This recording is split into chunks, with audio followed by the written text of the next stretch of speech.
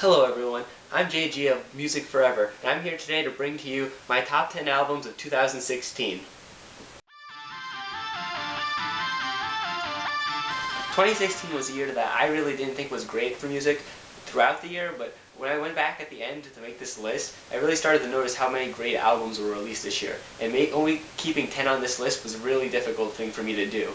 So believe me, if your favorite album isn't here, it doesn't mean I didn't like it or anything like that. It just means that maybe I didn't listen to it, or maybe I didn't like it as much as you did, and that's why it's not in my top 10 compared to some of these albums. And overall, before we start this list, I'd just like to say that this is my list. I'm not saying that these are the 10 best albums released this year, like ever, or that these are objectively the best 10 albums that were released this year, or anything like that. I'm just saying that these are the 10 albums that I personally enjoyed the most this year. And by personal enjoyment, I can mean many things. I can mean that I thought the lyrics were good, I could thought that the instrumentation was good, I could just simply have listened to it a lot and found it a lot of fun. If I went back to it a lot this year, that probably means it was one of my favorites. Also, most importantly, in order to be on this list, an album had to be released in 2016. I know it's pretty obvious, but some people on YouTube, like, have you seen the comment sections? So without further ado, let's get to some honorable mentions.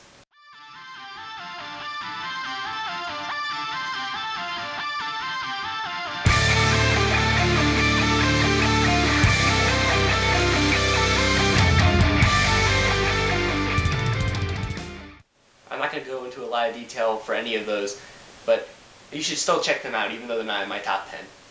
Alright, now let's move on to my number 10 on this list.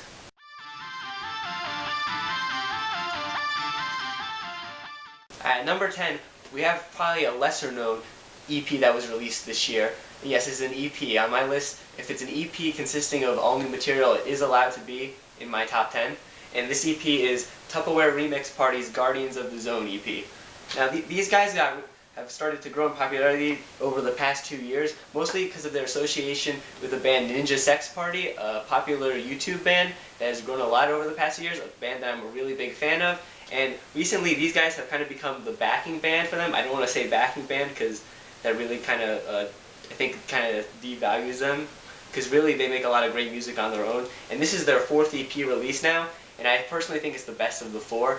They didn't have any others that were released this year, but this was probably my favorite one that they released so far. Yeah, this band is kind of like a mixture of Daft Punk, Van Halen from the 1980s, and maybe a bit of like funk music just in general with the bass work, which is really funky, I guess you could say. I really like all the songs on this EP. This is the first time where I like all the songs that they've released previously, but on this EP specifically, all the songs are just phenomenal. My favorites are probably the No Pants Dance. That's a re-recorded version of the song of the same name from their first EP, only this version features the previously mentioned Ninja Sex Party, who are also providing vocals and keyboards, and it's really great to hear the two vocalists harmonizing together for the first time. I know that Ninja Sex Party have appeared on songs with Tupperware Remix Party before on their EPs, but this is the first time that they're really kind of harmonizing at the same time, and it really sounds great, the new version of this song. I like it a lot more than the original, even though I still do love the original. And my favorite song in this EP is Groove Crusaders. It's just kind of, if you don't know these guys, they dress up in costumes. I can kind of see here on the album cover that is them in costume, kind of. So yeah, it kind of, the whole song kind of plays along with that and kind of has this cartoon, kind of like child cartoon kind of feel to it with the song, kind of just like a Saturday morning cartoon kind of feel with the song, especially the one part, the bridge of the song, which has YouTube animator Ego Raptor doing a spoken part, which really kind of makes it, it's kind of like what I would picture being the end of a TV episode about Tupperware Remix Party, kind of saying we'll be on like the next episode. I thought that was really cool.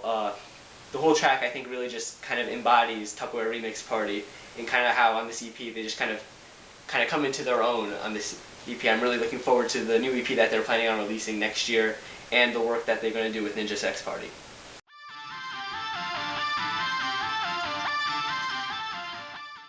Alright, at number 9 on my list I have Clipping's Splendor and Misery. This is a really cool experimental hip-hop album.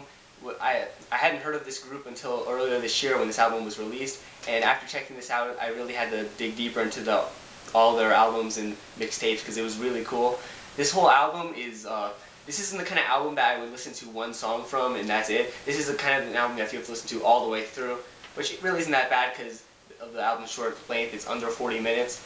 It's a pretty cool listen. It's a concept album about a slave in space. I'm not going to go into the entire story. Listen to the album yourself or look it up. I don't want to spoil anything. It's just a really cool concept, and the way that the beats are more, they sound more like ships in outer space, I guess you could say. Like, not even like actual beats some of the time. It's just really cool how he's rapping over these almost non-existent beats that sound, it just sounds really cool all the way through. Some of these songs are really short in length, but just have really fast rapping. This isn't the kind of hip-hop album that you would listen to if you were only listening to like trap hip-hop, chart hip-hop, all that kind of stuff. This is more of the, if you like Death Grips kind of hip-hop.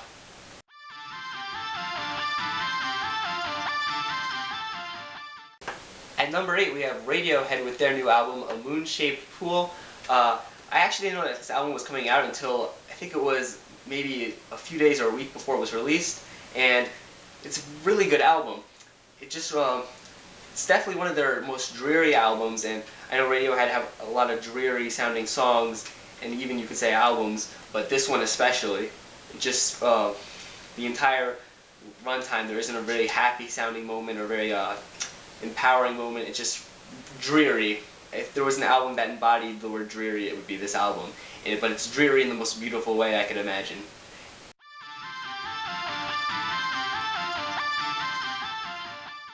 At number 7, we have Weezer with their 4th self-titled album, more better known as the White Album.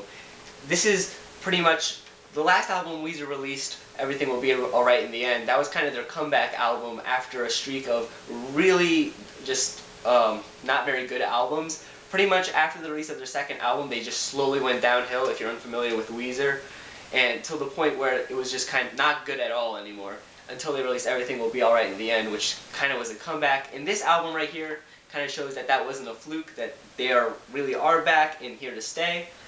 This album was released in April, and all summer long, I was just listening to this thing. It's unbelievable how much I played this over the summer. It's just a really summer-sounding album. I haven't listened to it as much in the fall and winter now, but I have a feeling that as soon as summer and late spring rolls around next year, I'm going to be jamming out to this a lot more again. The songs just, they have that Weezer kind of weird feel to them. Usual, like songs like Thank God for Girls and Girl We Got a Good Thing.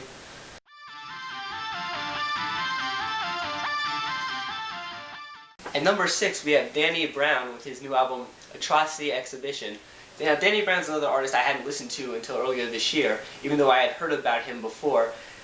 And all I can say is, I really should have started listening to this guy sooner. This album was just amazing. The whole concept of it being about drug addiction and the downward spiral that results from that was really interesting to listen to. The beats on this album, like the Clipping album, are really experimental and weird, something that majority of rappers wouldn't even touch.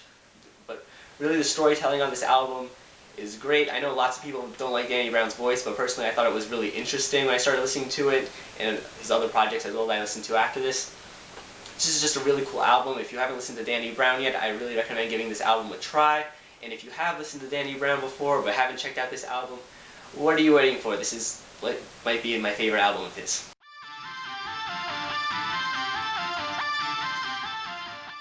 At number 5, we have the new album from Nails, You Will Never Be One of Us. Definitely the angriest album I heard this year, and I really, really love it for that. This album is only around 20 minutes long, and despite this short length, you will never forget the 20 minutes of anger and hatred that this album puts you through. And I mean anger and hatred in the best way possible.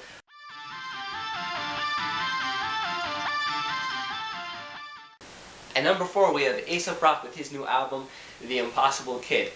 Aesop Rock, one of my favorite rappers, definitely one of the best in the game, has been his entire career in my opinion, and this album just proves that. The beats on this album are some of my favorites. He produced the entire album, and I really like it when rappers can do that, because I think it really helps connect the message that they're trying to convey with the lyrics and the tone of the beats. I really like when they can put that together themselves instead of relying on someone else to make the beat for them.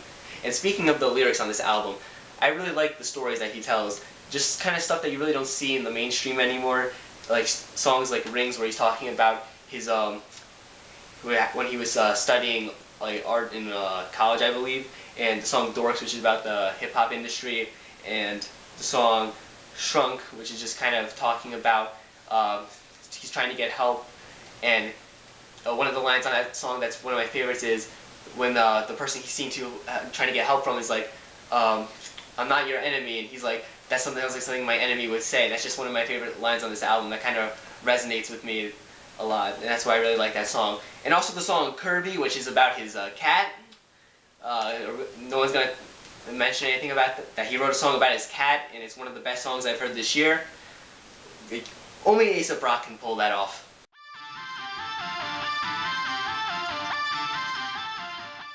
At number 3, we have Run the Jewels with their third album, Run the Jewels 3, which was supposed to come out January 13th, 2017, but instead, Killer Mike and LP had to surprise release it on Christmas morning, way early in the morning, and mess up everyone's year-end list. But you thought you had me, guys, but you didn't get me.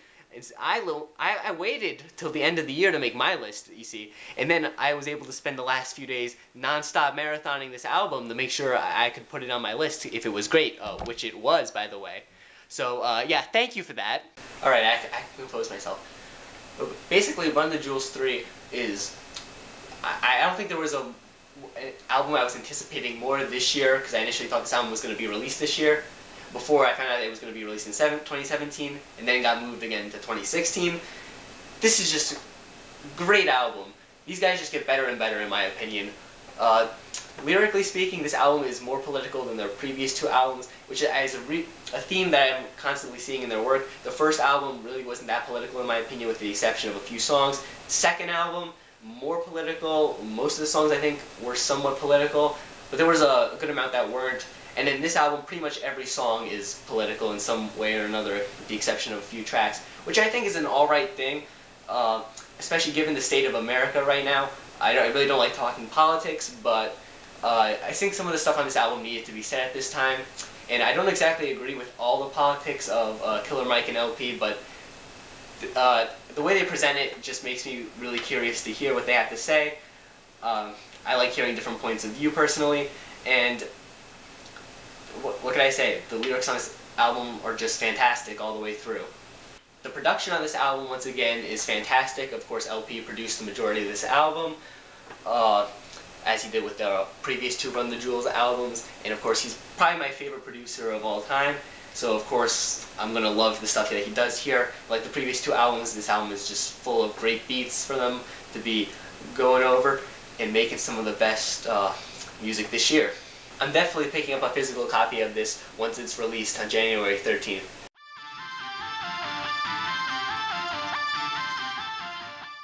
At number 2, I have David Bowie and his final album, Black Star. This was the first new album I heard this year. It was released back in January.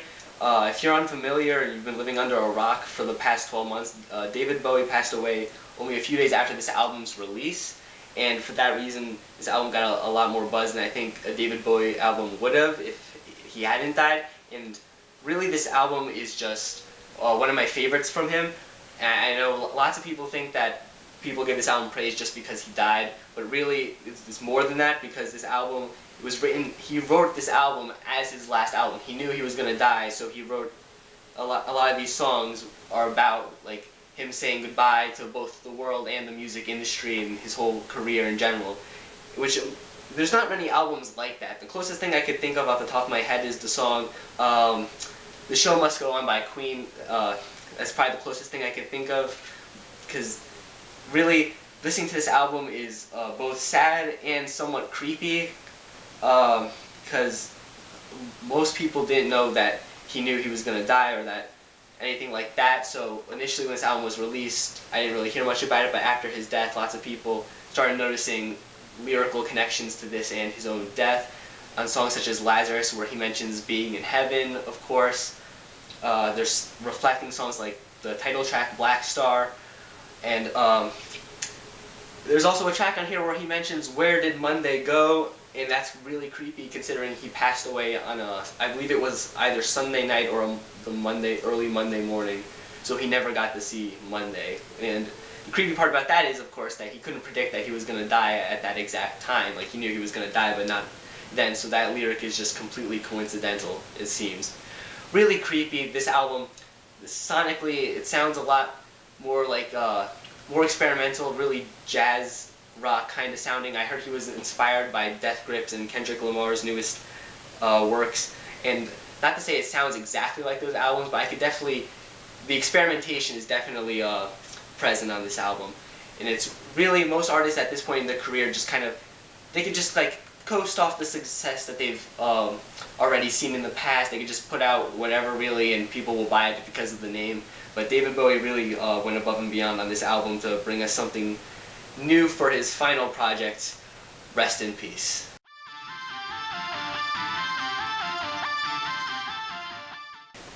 My album of the year, Vector's Terminal Redux. Honestly, I had not heard of Vector before this year and this album came out. I know I've said that a lot in this video, and I think really that just goes to show that this year was better than lots of people tend to think. First notice, I've heard lots of people say that 2016 wasn't that good a year in music, but really this album shows that metal music is still alive and well in 2016 and this time period in general. This album is a concept album about a man in space who discovers the secret, I guess you could say the secret to immortality. I don't want to spoil a lot of the story that the lyrics tell, but it's a really interesting story in my opinion. I like science fiction, so this album is it's kind of like listening to a science fiction story as opposed to watching a science fiction movie or playing a science fiction video game, something like that. It's a different way to experience a science fiction piece of art, I guess you could say, and it's really interesting to. I recommend reading the lyrics along with this album because you're definitely going to want to do that to better understand it.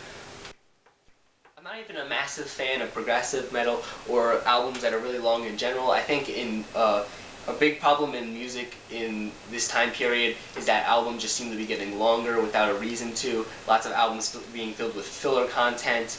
And by long albums, I really mean albums that are over an hour long. And this album is an example of the opposite of that. This album is over an hour and 10 minutes long, yet I'm not bored for the entire duration of this album's runtime, which is something I can't say about most long albums today. Well, that was 2016 overall. I hope you enjoyed watching this video. If you did, I would greatly appreciate it if you subscribe and like the video. I hope to continue doing this more in the future. Hopefully we'll be back here next year for top 10 albums of 2017. And yeah, I just want to say a few things about the year overall for music. As I mentioned before, I really didn't think that lots of people were saying that this year wasn't that great for music, and I kind of felt the same way going through the year. But going back to making this list, this year was pretty good in my opinion. I mean, I had to leave out some pretty good albums, like those honorable mentions. I really felt bad about leaving those albums out because they were pretty good, and in some other bad years they would have definitely made a top 10 like this. And not even those honorable mentions, some other albums just couldn't be in the honorable mentions or my top 10 albums because they just had a lot of competition this year. Still a lot of great albums though. Yeah. I'm wearing a Run the Jewels shirt that I got for Christmas. I didn't even mention it when I was talking about Run the Jewels.